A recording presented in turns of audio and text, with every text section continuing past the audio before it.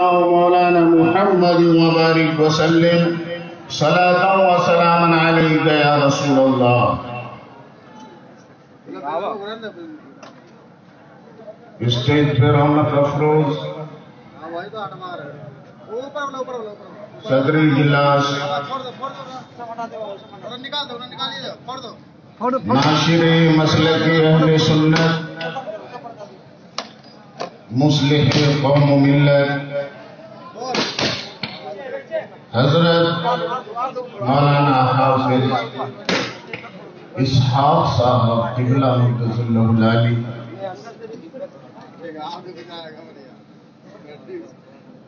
مبلغ اہل سنت حضرت مولانا فاروق صاحب ناظم اعلیٰ مدرسہ اشرفیہ مختار العلوم، دیگر علماء اہل سنت، ائمہ مساجد، حفاظ کرام، طالبان علوم اسلامیہ اور دور و نزدیک سے تشریف لانے والے عوام اہل سنت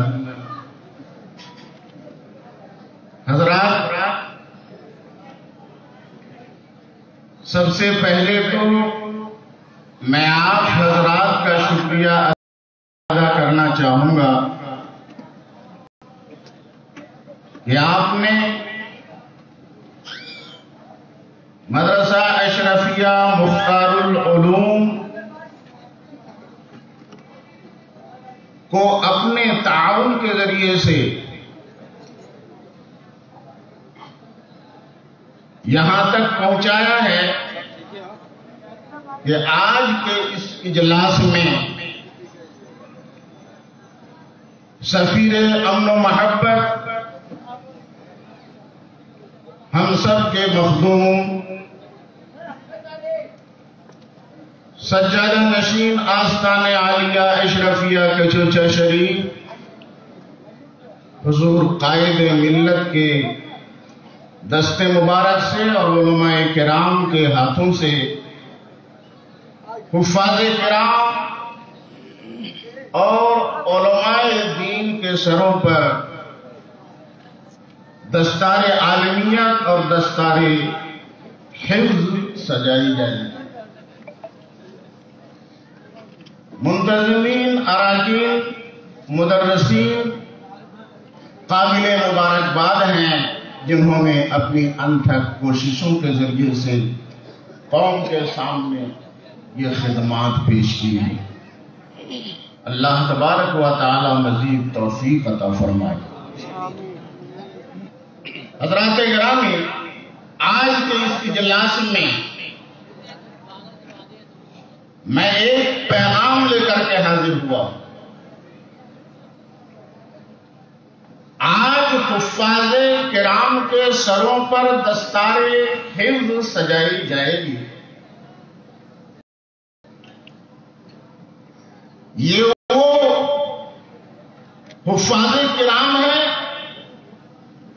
جنہوں نے 30 پارے قرآن کو اپنے سینوں میں محفوظ کیا ہے. یہ قرآن کا اعجاز ہے. یہ دلیل ہے اس بات کی کہ قرآن اللہ کا کلام ہے، کسی بندے کا کلام نہیں ہے.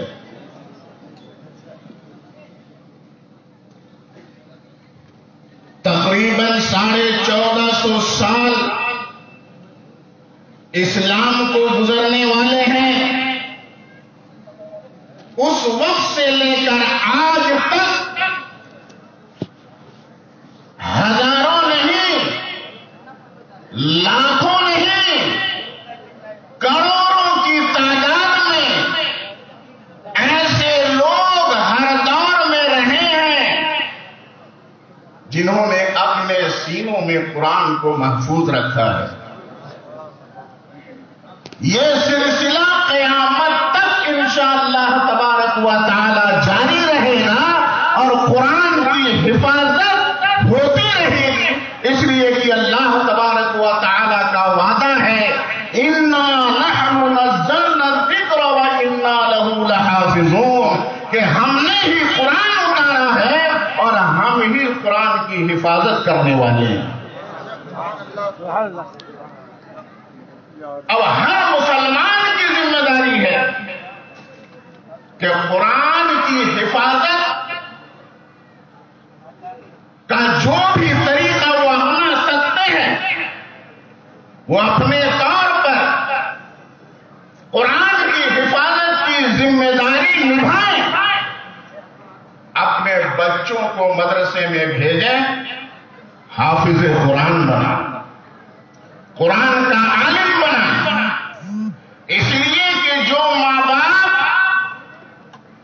اپنے بچے کو حافظ قرآن بناتے ہیں ان کے تعلق سے اللہ کے پیارے رسول صلی اللہ تعالی علیہ وسلم نے ارشاد فرمایا ہے، من قرأ القرآن واستظهره وأحل حلاله وحرم حرامه أدخله الله به الجنة وألبس والداه تاجا۔ جس نے قرآن پڑھا اور قرآن کو اچھی طرح یاد کر لیا، اس کے حلال کو حلال سمجھا، قرآن میں جس چیز کو حرام کیا گیا ہے اسے حرام سمجھا، حلال کو حلال سمجھ کر اس پر عمل کیا اور حرام کو حرام سمجھ کر اس سے پرہیز کیا، تو اللہ تبارک و تعالی اس کے بدلے میں اسے جنت میں داخل فرمائے گا۔ اور اس کے بعد انعام و اکرام دیکھو، اعزاز دیکھو، وَأُلْبِسَ وَالِدَاهُ تَاجًا، اور کل قیامت کے دن اس حافظ قرآن کے ماں باپ کو ایسا تاج پہنایا جائے گا، ایسا تاج پہنایا جائے گا، ذوقہ احسن من ضوء الشمس فی بیوت الدنیا، وہ ایسا تاج ہوگا، ایسا چمکدار تاج ہوگا، ایسا روشن تاج ہوگا کہ جس کی روشنی کے سامنے دنیا کے سورج کی روشنی بھی مان پڑ جائے گی، ایسی روشنی ہوگی۔ اور پھر اللہ کے پیارے نبی نے ارشاد فرمایا کہ جب حافظ قرآن کے ماں باپ کے اعزاز اور اکرام کا یہ حال ہے، فما ظنک بمن عمل بہذا، تو تم اس کے بارے میں کیا گمان کر سکتے ہو؟ ذرا سوچو کہ جس نے یاد کیا قرآن کو اور قرآن پر عمل کیا اس کا مقام کیا ہو؟ جب ماں باپ جس نے حافظ قرآن بنایا اس کے اعزاز کا یہ عالم ہے، اس کے اکرام کا یہ عالم ہے کہ اسے تاج پہنایا جائے گا، تو جس حافظ قرآن نے قرآن یاد کیا اس پہ عمل کیا تو اس کا مرتبہ کتنا اونچا ہوگا۔ اور ایک صحیح حدیث میں اللہ کے پیارے رسول صلی اللہ تعالی علیہ وسلم ارشاد فرماتے ہیں، یقال لصاحب القرآن، کل قیامت کے دن جب سارے لوگ سب کے سامنے نامہ اعمال پیش کیا جائے گا، حساب و کتاب ہوگا، جنت میں جنتیوں کو جانے کا حکم ملے گا، ایسے حال میں ایک حافظ قرآن کو یہ نہیں کہا جائے گا جنت میں چلے جاؤ، بلکہ کہا جائے گا اقرا ورتقی، پڑھو، ابھی تلاوت کرو اور بلندی پہ چڑھتے جاؤ، جنت کی بلندی پہ چڑھتے جاؤ، رتبہ تمہارا بلند کر دیا گیا ہے، اسٹیپ بائی اسٹیپ بلندی پہ چڑھتے جاؤ اور چڑھتے جاؤ،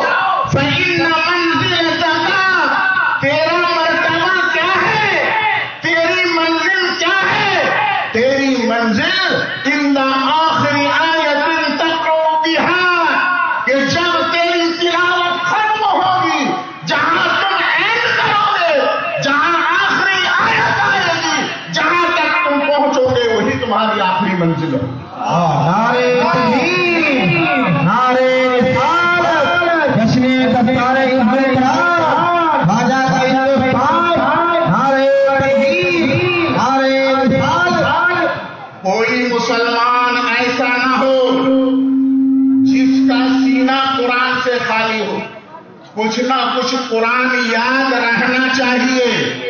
کچھ نہ کچھ قرآن ہر مسلمان کو یاد رہنا چاہیے. کیوں؟ اس لیے کہ اللہ کے نبی نے فرمایا ان الذی لیس فی جوفہ شیء من القرآن، جس انسان کے سینے میں قرآن کا کچھ حصہ نہ ہو، جسے قرآن کچھ بھی یاد نہ ہو، کالبیت الخرب، گویا کہ اس کا سینہ ویران مکان ہے. ویران مکان ہے. ویران مکان میں کیا ہوتا ہے؟ پیارے نبی نے بڑی پرحکمت بات ارشاد فرمائی ہے. جو مکان ویران ہو جاتا ہے، کھنڈر ہو جاتا ہے، وہاں جنگل ہو جاتا ہے نا، گھاس پھوس اگ جاتی ہے کہ نہیں، وہاں پر کوڑے کچرے ہوتے ہیں کہ نہیں. پتہ یہ چلا کہ جس مسلمان کا سینہ قرآن سے خالی ہوگا، خطرہ یہ ہے کہ اس میں حسد و بغض کا کوڑا کرکٹ ہو جائے. خطرہ یہ ہے اس میں بے ایمانی کی گھاس اگ آئے. خطرہ یہ ہے کہ وہ جنگل بن جائے، گناہ کا وہ شخص عادی بن جائے. میرے دوست اور بزرگوں، اور جس کے دل میں، جس کے سینے میں کچھ قرآن ہے، کالبیت المعمور، گویا کہ اس کا سینہ آباد گھر ہے. آباد گھر ہے. قرآن کو یاد کرنے والا، اس کے بارے میں پیارے نبی نے ارشاد فرمایا ہے کہ وہ شخص اسلام کا جھنڈا اٹھانے والا ہے، وہ اسلام کا علم بردار ہے.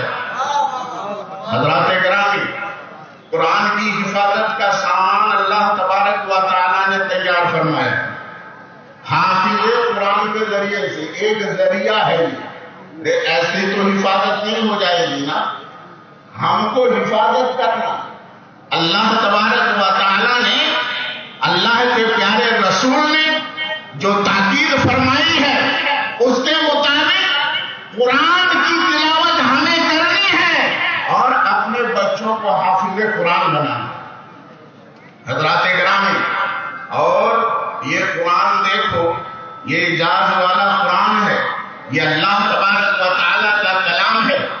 اس کے اعجاز کی دلیل یہ ہے کہ ایک 7 سال کا بچہ بھی پورے 30 پارے قرآن کو اپنے سینے میں محفوظ کرتا ہوا نظر آتا ہے. اور دنیا کی کسی کتاب میں یہ خوبی نہیں پائی جاتی.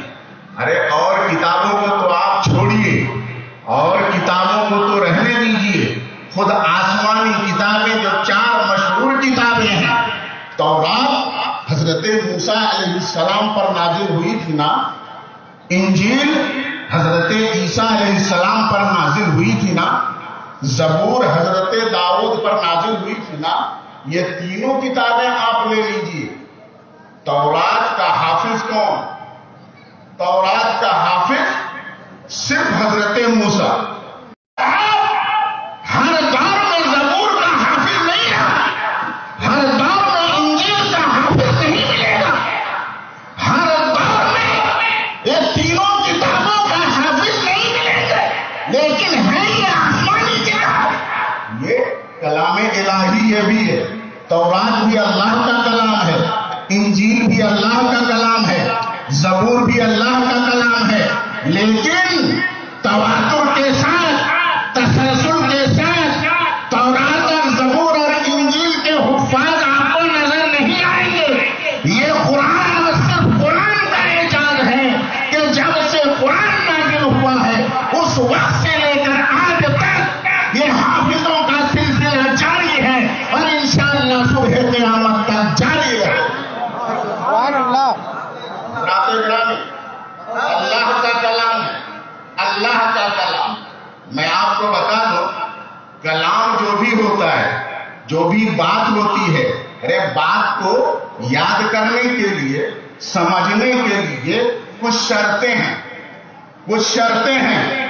جب بات ہوگی مخلوق کی، بات ہوگی مخلوق کی، بات ہوگی انسان کی، تو انسان کی بات انسان سمجھے گا. توجہ دیجیے گا. انسان کی بات انسان سمجھے گا. انسان اس کو محفوظ رکھ سکتا ہے. اور بات کو محفوظ رکھنے کے لیے، سننے کے لیے، جس کی بات ہم سن رہے ہیں اور اس کو محفوظ کر رہے ہیں، تو ایک ڈسٹینس ہونا چاہیے، مخصوص دوری ہونی چاہیے. اگر آپ بہت دور ہیں تو آپ کی بات جب ہم سن ہی نہیں سکتے تو سمجھیں گے کیسے؟ بات سمجھ میں آنے لگی ہے کہ بولیے.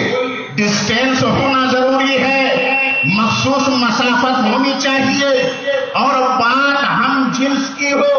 ہم جنس سے انسان بات کرے انسان سے تو انسان کی بات سمجھ سکتا ہے، اسے محفوظ رکھ سکتا ہے. لیکن بات ہے اللہ کی، کلام ہے اللہ کا، وہ مخلوق نہیں، وہ خالق ہے. مخلوق اس کے کلام کو کیسے سمجھے؟ بات ہے اللہ کی، وہ واجب الوجود ہے. ہم حادث ہیں، اللہ قادر مطلق ہے. ہم مقدور ہیں، اللہ باقی ہے، ازلی ابدی ہے. ہم فانی ہیں. خالق کی بات مخلوق کیسے سمجھے؟ واجب کی بات حادث کیسے سمجھے؟ باقی کی بات فانی کیسے سمجھے؟ قادر کی بات مقدور کیسے سمجھے؟ دونوں ذات میں تو کوئی مناسبت ہی نہیں. انسان ممکن ہے، اللہ واجب ہے. واجب کی بات انسان کیسے سمجھے؟ خالق کا کلام انسان کیسے سمجھے؟ اسے محفوظ کیسے کرے؟ لیکن خالق کا کلام سمجھنا ضروری ہے. ہدایت جبھی تو ملے گی. بولیے، جب ہم خدا کا کلام سنیں گے نہیں، سمجھیں گے نہیں، تو ہدایت کیسے پائیں گے؟ تو ہدایت حاصل کرنا ضروری، ہدایت حاصل کرنا ضروری، حاصل کرانا بھی ضروری تھا. اللہ کی بات کہے انسان سمجھ نہیں سکتا تھا، خالق کی بات مخلوق سمجھ نہیں سکتی تھی. تو ضروری تھا ایک ایسی ذات کو بھیجا جائے اور قرآن ایک ایسی ذات پر اتارا جائے، ایک ایسے انسان پر اتارا جائے جو انسانوں میں رہ کر عام انسانوں کی طرح نہ ہو، جو بشر ہو کر لا کر بشر ہو، جو بے مثل بشر ہو، جس کا کنیکشن خالق سے بھی ہو، جس کا کنیکشن مخلوق سے بھی ہو. وہ خالق سے لے اور مخلوق تک پہنچائے، وہ اللہ سے لے اور انسان تک پہنچائے. ایسی ایک ذات کی ضرورت تھی جو عام انسانوں کی طرح نہ ہو. امام بیضاوی نے یہاں پر ایک مثال سے سمجھایا ہے. مثال سے میں سمجھا دوں، یہ لاجیکل بات آپ یاد رکھیں. ہمارا اور آپ کا جسم ہے، یہ جسم، یہ پروان چڑھتا ہے، بولیے، یہ بڑھتا ہے، پھر بچہ تھا، پھر جوان ہوا، بڑھاپا آیا. بچہ تھا، ہڈیاں پتلی پتلی تھی. جب جوان ہوا، ہڈیاں موٹی ہو گئی. بولیے، یہ ہڈیاں بے جان ہیں. توجہ دیجیے گا، ہڈیاں بے جان ہیں. یہ ہڈی جو ہے یہ ایسا جز ہے، اس میں جان نہیں ہے، اس میں خشکی ہے. طبیعت کیا کہتی ہے؟ مزاج ایک ہونا چاہیے تب ٹرانسفر ہو سکے گا. آپ کا مزاج کچھ اور، ہمارا مزاج کچھ اور، تو ٹرانسفر کا معاملہ ہو ہی نہیں سکتا. ہڈی کو غذا کس سے ملتی ہے؟ بولیے، ہڈی غذا کس سے حاصل کرتی ہے؟ موٹی ہوتی ہے نا، تو اسے غذا تو ملتی ہے کہ نہیں؟ خون بنتا ہے اور خون سے پھر گوشت بنتا ہے، گوشت سے ہڈی بنتی ہے، ہڈی کو غذا گوشت سے ملتی ہے. توجہ چاہوں گا، ہڈی کو غذا گوشت سے ملتی ہے، لیکن ہڈی کا مزاج الگ ہے، گوشت کا مزاج الگ ہے. گوشت کا مزاج کیا ہے؟ گرم ہے، تر ہے. گوشت کا مزاج گرم ہے، تر ہے، نرم ہے کہ نہیں؟ ہڈی کا مزاج خشک ہے، سخت ہے. جب اس میں سختی ہے اس کا مزاج الگ، جب اس میں خشکی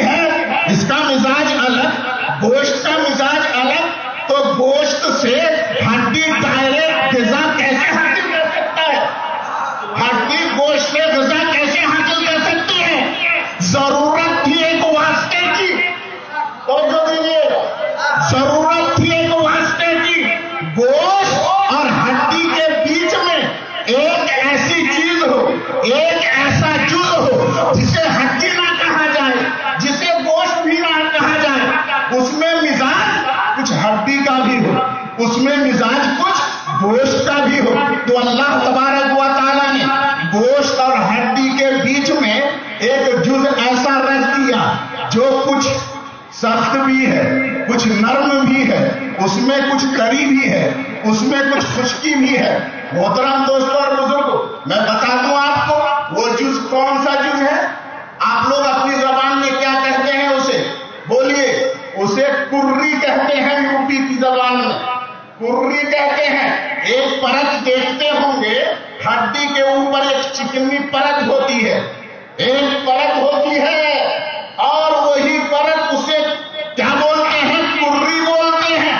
اس میں کچھ روکھا پن بھی ہوتا ہے کہ نہیں؟ بولیے، روکھا پن ہوتا ہے، اور اس میں نرمی بھی ہوتی ہے۔ وہ ہڈی کی طرح سخت نہیں ہوتی اور گوشت کی طرح بالکل نرم بھی نہیں ہوتی۔ تو جب اس کو، اس پرت کو، اس جز کو اللہ تبارک و تعالیٰ نے گوشت اور ہڈی کے بیچ میں رکھ دیا، تو اب اس کا کام یہ ہے، گوشت سے غذا لیتی ہے اور لے کر ہڈی کو ٹرانسفر کرتی ہے۔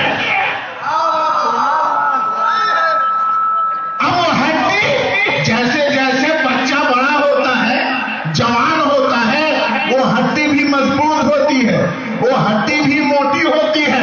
اسے نہ ہڈی کہہ سکتے ہیں، نہ اسے گوشت کہہ سکتے ہیں، لیکن دونوں کا مزاج اس میں ہے۔ بلا تمثیل آپ یہ سمجھ جائیں کہ انسان کے بیچ میں اور رب کے بیچ میں اللہ نے ایک ایسے انسان کو پیدا کیا جو عام انسان کی طرح نہیں ہے، جسے آپ عام انسان بھی نہیں کر سکتے اور جسے آپ خدا بھی نہیں کر سکتے۔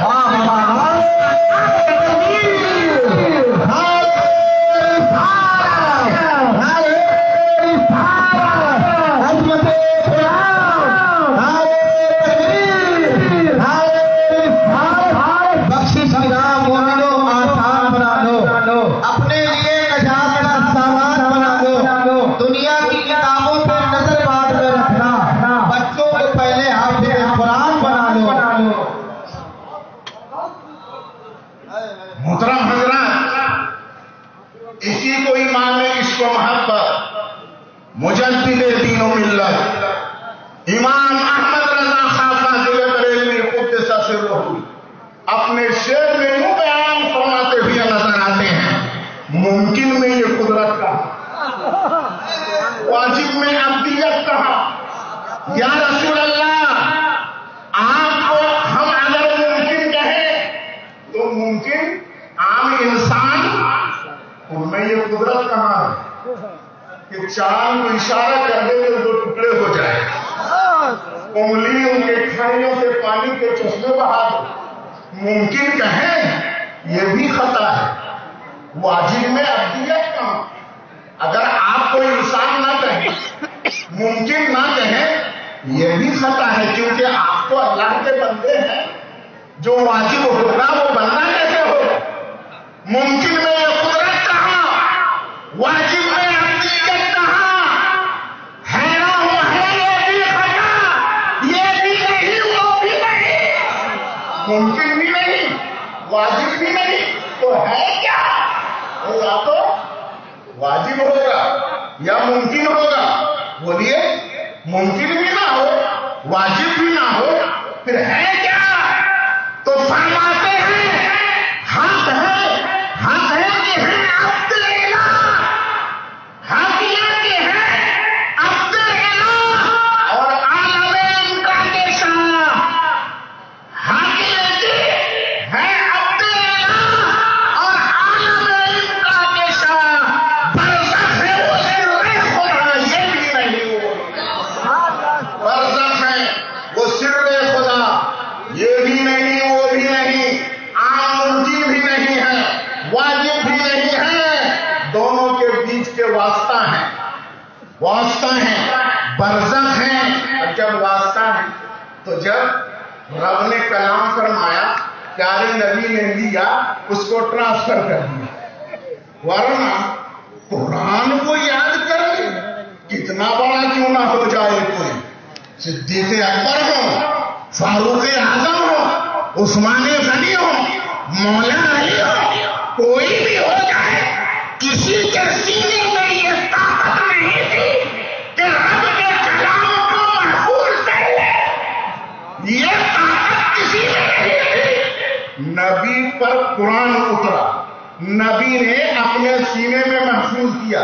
توجہ دیجیے گا، قرآن کتنا بھاری ہے، کتنا بھاری ہے کہ قرآن خود کہتا، اللہ فرماتا ہے لو انزلنا هذا القرآن على جبل لرأيته خاشعا متصدعا من خشية الله۔ یہ قرآن اتنا وزنی، اتنا بھاری کہ اگر ہم اس کو پہاڑ پر اتار دیتے تو یہ بالکل جھک جاتا، بالکل جھک جاتا اور خوف سے ریزہ ریزہ ہو جاتا، ٹکڑے ٹکڑے ہو جاتا۔ وہ قرآن جب آسمان پہ اترتا تو پہاڑ پہ اترتا تو پہاڑ ریزہ ریزہ ہو جاتا، اپنی سختی کے باوجود وہ جھک جاتا۔ لیکن قربان جاؤ پیارے مصطفیٰ رحمت عالم کی ذات پر کہ قرآن جب پیارے نبی پر اترا تو اس قول ثقیل کو، قرآن نے جس کو قول ثقیل کا، قولاً ثقیلا، یہ بھاری کلام ہے، اللہ کے پیارے نبی نے اسے محفوظ فرمایا اور اس کی ثقالت کو ختم کر دیا، اس کے ویٹ کو ختم کر دیا۔ اب جب قرآن ویٹ لیس ہو گیا، توجہ دیجیے گا، قرآن جب ویٹ لیس ہو گیا، جب اس کا وزن ختم ہو گیا اور اس کا بھاری پن ختم ہو گیا، تو آپ پیارے نبی کے واسطے سے ابو بکر صدیق اسے یاد کرتے ہوئے نظر آتے ہیں، فاروق اعظم یاد کرتے ہوئے نظر آتے ہیں، عثمان غنی یاد کرتے ہوئے نظر آتے ہیں، مولا علی یاد کرتے ہوئے نظر آتے ہیں۔ ارے حق تو یہ ہے ہمارے گھر کا ایک 10 سال کا بچہ اسے اپنے سینے میں محفوظ کرتا ہوا نظر ایسا وزن کلام۔ محترم حضرات، اور کچھ لوگ کہتے ہیں قرآن میں شک ہے، یہ اللہ کا کلام ہے، ارے طرح طرح سے اعتراض کرتے ہیں، اس میں بدلاؤ ہونا چاہیے۔ ارے بدلاؤ کرنے والے خود بدل رہے، قرآن نہیں بدلا۔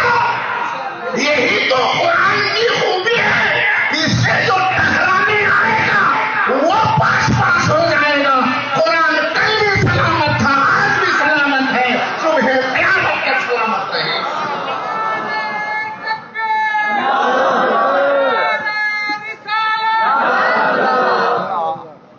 اٹھے تھے کس طرح پھر اسی وقت جب قرآن اترا تھا، آیا الف لام میم، آیا نازل ہوا الف لام میم۔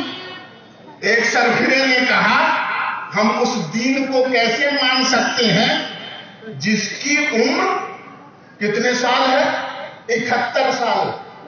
توجہ دیجیے گا، کیا کہا تھا؟ 71 سال کی عمر جس اسلام کی ہے ہم اسے کیسے مان سکتے ہیں؟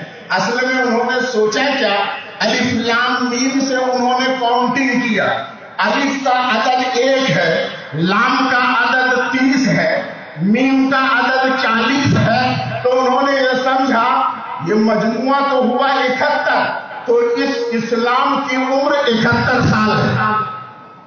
اپنے دماغ سے قرآن کو سمجھنے کی کوشش کی تو پیارے نبی نے وہ جو چکر میں پڑے تھے نا، نبی پاک نے ان کے چکر کو اور بڑھا دیا، فرمایا کیا تم اس سے 71 سال سمجھ رہے ہو؟ الف لام میم سے تم سمجھ رہے ہو کہ قرآن اور اسلام کی عمر 71 سال ہے؟ چلو الف لام میم را، اب بتاؤ اسی قرآن میں ہے الف لام میم را، اب جو الف کا عدد 1، لام کا عدد 30، میم کا عدد 40، را کا عدد 200۔ اب کتنا ہو گیا؟ 271۔ وہ چکر میں پڑے، بولو الف لام میم را کاف ہا یا عین سے۔ جب پیارے نبی نے یہ حروف مقطعات گنانے شروع کیے، وہ چکر میں پڑ گئے، کہنے لگے ہم پر مشتبہ ہو گیا معاملہ، ہمیں تو سمجھ میں ہی نہیں آ رہا کیا لے کیا نہ لے۔ اگر یہ سمجھ میں آ جاتا کہ نبی جو دے اسے لے لے، سارے چکر سے نجات مل جاتی۔ میرے دوست اور بزرگوں، میں آخری بات پیش کر کے آپ سے کرنا چاہتا ہوں، وقت کافی ہو چکا ہے اور بھی میرے بعد خطبہ حضرات سے ایک مرتبہ مجھے پاک پڑھنے اللهم صل على سيدنا ومولانا محمد منبع العلم والحكم والحكم وبارك وسلم صلاة وسلاما عليك يا رسول الله، صلاة وسلاما عليك يا حبيب الله۔ حضرات کرام، قرآن نے کہہ دیا لا ریب فیہ، الف لام میم، سمجھ میں نہیں آیا تو کیا کسی کے سمجھ میں آیا آج تک؟ الف لام میم کا معنی کیا ہے؟ بولیے۔ مفسرین نہیں سمجھ سکے، محدثین نہیں سمجھ سکے، صحابہ نہیں سمجھ سکے، ارے نبی پاک کی صحبت میں رہنے والے صحابہ وہ نہیں سمجھ سکے الف لام میم کا کیا معنی ہے، الف لام میم کا کیا معنی ہے۔ تو اب یہ سوال پیدا ہوگا جب اس کا معنی معلوم ہی نہیں، رب نے بتایا ہی نہیں، تو پھر قرآن میں رکھنے کی ضرورت کیا؟ الف لام میم را کا معنی معلوم نہیں تو پھر قرآن میں باقی رکھنے کی ضرورت کیا ہے؟ کاف ہا یا عین صاد کا معنی نہیں معلوم تو اس کی ضرورت کیا تھی؟ کاف کا معنی نہیں معلوم پھر اس کو نازل کرنے کی ضرورت کیا تھی؟ تو میرے دوست اور بزرگ، قرآن ہم پر نازل نہیں ہوا، آپ پر نازل نہیں ہوا، صحابہ پر نازل نہیں ہوا، قرآن جس پہ نازل ہوا اس نے سمجھا ہے کہ نہیں؟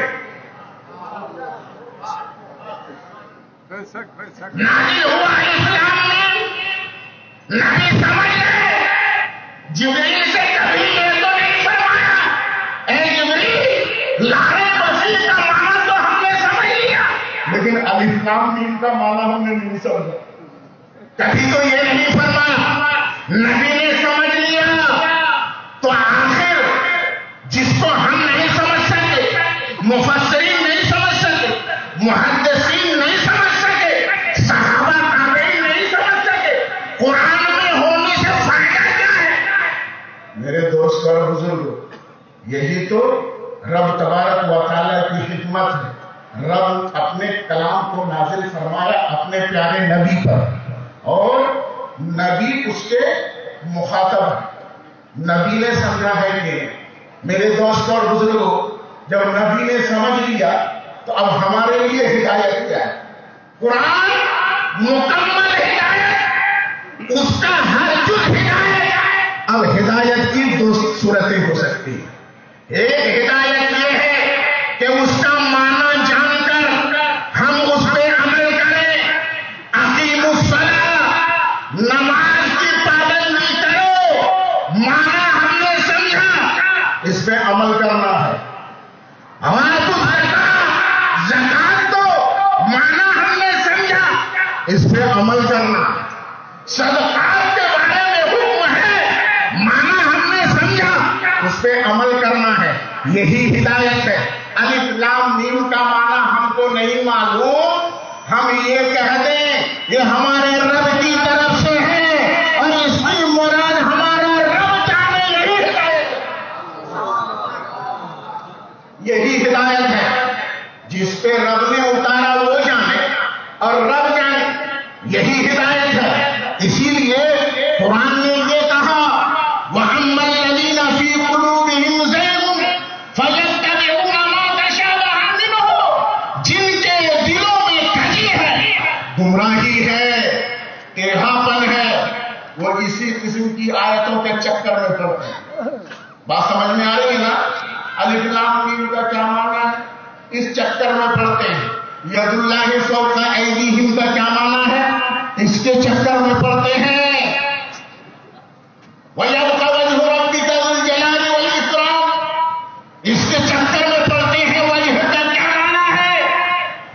گمراہ ہو گئے، انہوں نے سمجھا وجہ کا معنی عربی ڈکشنری میں دیکھو تو وجہ کا معنی ہے چہرہ۔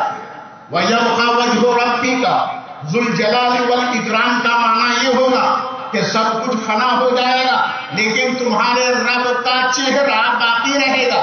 تو رب کے لیے انہوں نے چہرہ مان لیا، اللہ کے لیے چہرہ مان لیا، اور یہ نہ دیکھا کہ جس کا چہرہ ہوگا ظاہر ہے چہرہ کہاں ہوگا، سر ہوگا کہ نہیں؟ سر میں چہرہ، تو چہرہ ماننے کے لیے سر ماننا لازم، اور سر جب ہوگا تو کندھا ماننا بھی لازم، ورنہ سر نہیں رہتا، کندھا ماننا ہوگا کہ نہیں؟ تو ماننے چلے تھے خدا، ہو گیا بت، تیار ہو گیا بت، اپنی عقل سے قرآن کو سمجھنے کی کوشش کی۔ ایسے ہی ایک جینٹل مین نے ایک مرتبہ کہا کہ صاحب قرآن تو عربی زبان میں ہے تو عربی ڈکشنری میں دیکھ کر اس کا معنی کریں گے، عربی ہم جانتے ہیں تو قرآن کو تو ہم سمجھ سکتے ہیں، کیا ضرورت ہے مفسرین کی کتابوں کو کھنگالنے کی؟ کیا ضرورت ہے تفسیر بالمعصوم کے چکر میں پڑنے کی؟ کیا ضرورت ہے؟ ہم ڈکشنری دیکھیں گے، قرآن کا ترجمہ کریں گے، سمجھ جائیں گے۔ ہم نے کہا تھا حیدرآباد میں کہ قرآن کے ترجمے سے قرآن کو سمجھنا چاہتے ہو تو ذرا تم بولو، قرآن میں ہے وَعَلَى الَّذِينَ يُطِيقُونَهُ فِدْيَةٌ طَعَامُ مِسْكِينٍ، اس کا ترجمہ کیا ہے؟ ذرا ترجمہ کرو۔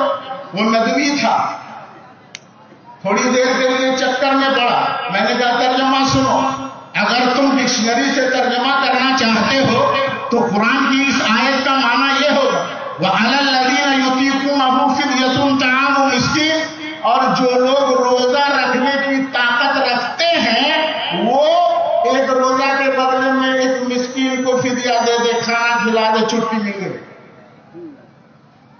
مانو گے؟ میں نے کہا یہ معنی درست ہے اور ڈکشنری کے حساب سے بالکل معنی پرفیکٹ ہے۔ جو لوگ روزہ رکھنے کی طاقت رکھتے ہیں، رمضان کا مہینہ آ رہا ہے، اگر اس مولوی کی بات کو مان لیا جائے تو جتنے لوگ روزہ رکھنے کی طاقت رکھتے ہیں سب مسکین کو ایک روزہ کے بدلے میں کھانا کھلا دو، 2 وقت چھٹی مل گئی۔ میں نے کہا سن لو، اب تفسیر کی ضرورت ہے، تفسیر کی ضرورت ہے، تفسیر کی کتابیں اٹھا کر دیکھو، یہاں پر مطلب کیا ہے؟ وَعَلَى الَّذِينَ يُطِيقُونَهُ کا مطلب یہ ہے جو روزہ رکھنے کی طاقت نہیں رکھتے۔ وہ بولا طاقت نہیں رکھتے کہاں سے آیا؟ تب تو آنا چاہیے تھا لا یطیقونہ، طاقت نہیں رکھتے۔ تو میں نے کہا بس اتنا ہی پڑھا ہے، سنو یہ یطیقونہ یہ باب افعال سے ہے، اور باب افعال کی ایک خاصیت ہے سلب ماخذ، سلب ماخذ، تم سمجھ رہے ہو یہاں مطلب سلب ماخذ کا مطلب یہ ہے یطیقوں کا مطلب لا یطیقوں، ماخذ کا سلب یعنی جو طاقت نہیں رکھتے ہیں، یہ اسی کے معنی میں شامل ہے، لیکن ڈکشنری میں تم کو نہیں ملے گا، یہ ترجمہ نہیں ملے گا۔ یطیقوں کا معنی طاقت رکھتا ہے، طاقت رکھے گا نہیں ملے گا۔ میرے دوست اور بزرگوں، قرآن سمجھنا ہوگا کس سے؟ جس پہ قرآن اترا۔ یہ سارے بہکنے والے جو بہک گئے یہ اس وجہ سے قرآن کو اپنی عقل سے سمجھنے کی کوشش کرتے ہیں۔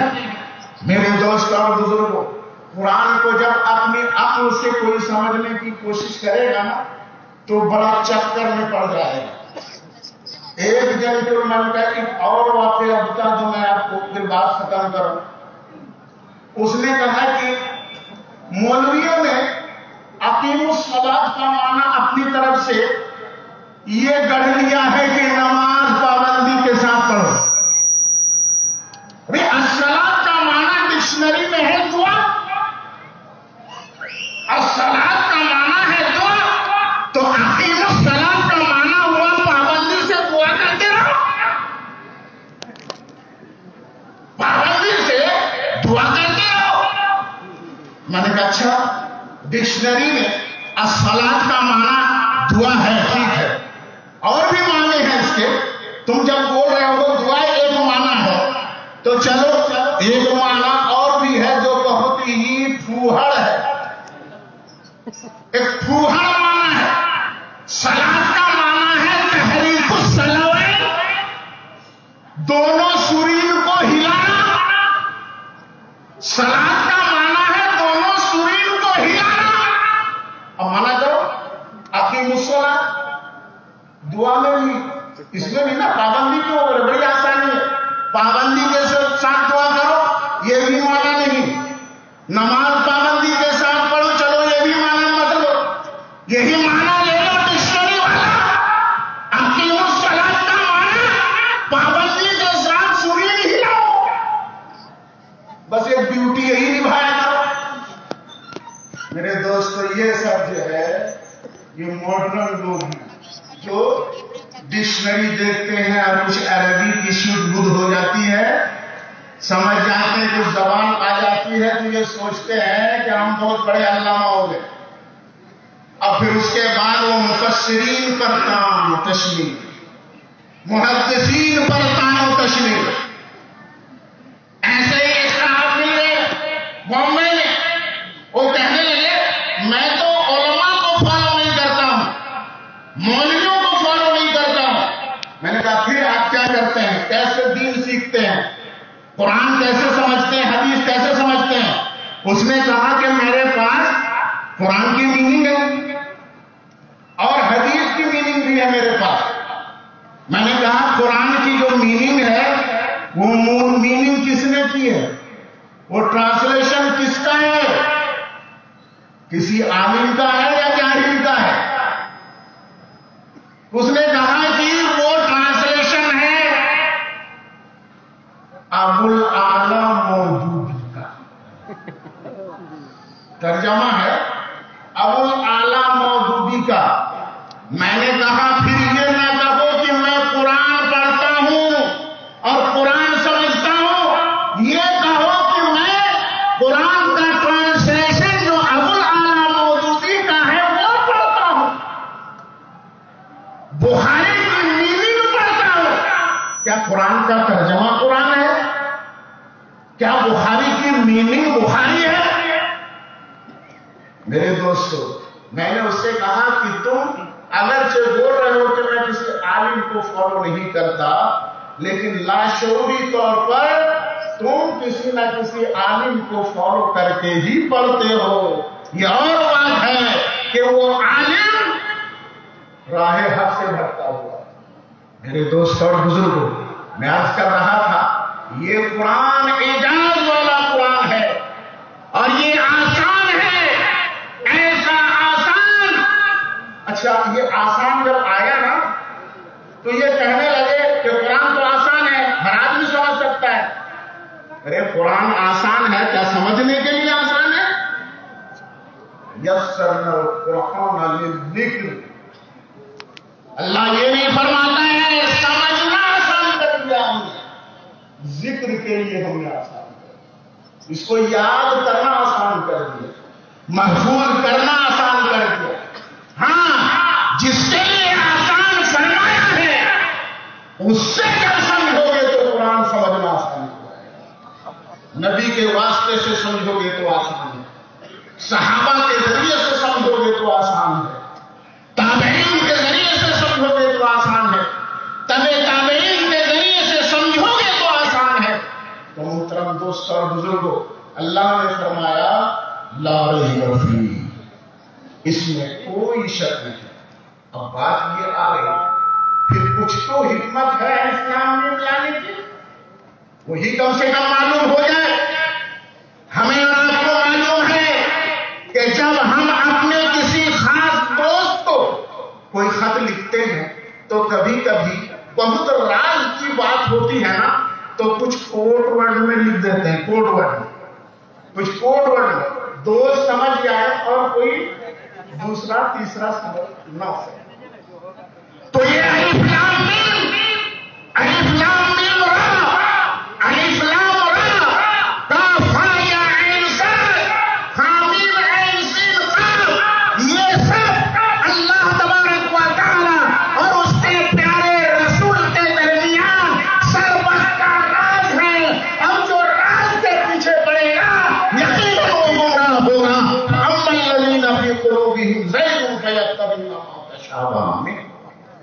میرے دوست اور بزرگ، کوئی شک نہیں ہے قرآن میں، کوئی شک نہیں ہے، لیکن سوال یہ پیدا ہو سکتا ہے آخری بات کہ جب شک نہیں ہے تو ابو جہل نے شک تو کیا نا، ابو لہب نے شک کیا تھا کہ نہیں، عتبہ و شیبہ نے شک کیا تھا کہ نہیں، کفار و مشرکین نے شک کیا تھا کہ نہیں، شک کیا تھا نا۔ اور قرآن کہتا ہے اس میں کوئی شک نہیں، شک کی کوئی گنجائش نہیں۔ ماجرا کیا ہے میرے دوست اور بزرگوں، آپ سمجھ جائیں، قرآن کہہ رہا ہے اس میں کوئی شک نہیں ہے، یقیناً اس میں کوئی شک نہیں ہے، کوئی شک نہیں ہے، لیکن شک کرنے والوں نے شک کیا، ان کے شک کا کوئی اعتبار نہیں۔ کیوں؟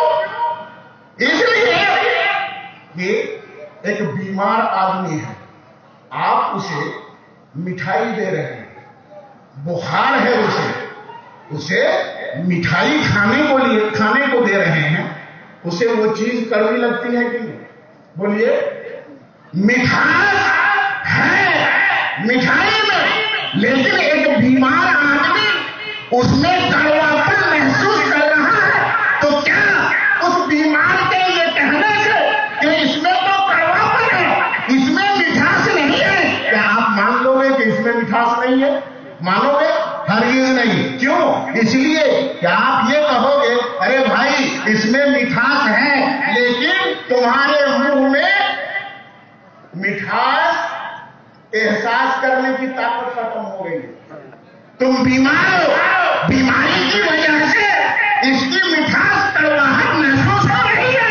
مٹھاس تو ہے، ایسے ان کافروں مشرکوں سے یہ کہا جائے گا ارے قرآن میں کوئی شک نہیں ہے، تم بیمار ہو، تمہارے دل بیمار ہے، اس لیے اس حقانیت میں تم کو شک ہی شک نظر آ رہا ہے، تم شک میں پڑے ہوئے ہو، تو حقیقت میں اس میں کوئی شک نہیں ہے، شک کی کوئی گنجائش نہیں ہے، کچھ بھی شبہ نہیں ہے، لیکن تمہارا دل بیمار ہے۔ اب بیماری صحیح کرنے کے لیے تم ڈاکٹر کے پاس جاتے ہو، فزیشین کے پاس جاتے ہو، اس سے دوا لیتے ہو، انجیکشن لیتے ہو، ٹیبلٹ لیتے ہو، اب ان سے ہم یہ کہیں گے یہ مت کہو قرآن میں شک ہے، ہم یہ کہیں گے تم بیمار ہو، تمہارا دل بیمار ہے، اب طبیب روحانی کی بارگاہ میں چلے جاؤ، مصطفیٰ جب تم کو انجیکشن دے دیں گے، جب تمہیں دوا دے دیں گے، ایمان کی دولت مل جائے گی، تو پھر تمہیں نظر آ جائے گا کہ قرآن کے الف سے لے کر یا تک کوئی شک نہیں ہے۔ الف لام میم ذالک الکتاب لا ریب فیہ وما علینا الا البلاغ۔ السلام علیکم ورحمۃ اللہ۔